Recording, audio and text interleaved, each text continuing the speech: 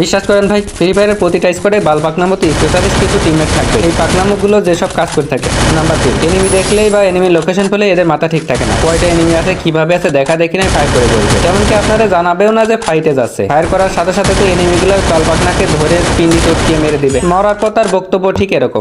কই তোরা কোথায় থাকিস? পেছন থেকে কভার দিস না, বালতোদের সাথে খেলাই করা যায় না, যে যার মতো খেলিস। নাম্বার 2, একা একা যে কোনো এনিমির কাছে মারা খাওয়ার পরপরই বলবে এর রিভাইভ দে, ফুল ড্যামেজ দেওয়া রয়েছে। শালার এনিমিটার গায়ে এত গুলি করলাম মরলই না, আর আমার এক গুলি মারলে আর আমি মরে গেলাম। এবার রিভাইভ দেওয়ার পর সেখানে আবার যাবে, যাওয়ার পর আবার মারা খাবে। এবার মারা খেয়ে তার বক্তব্য হবে ঠিক এরকম।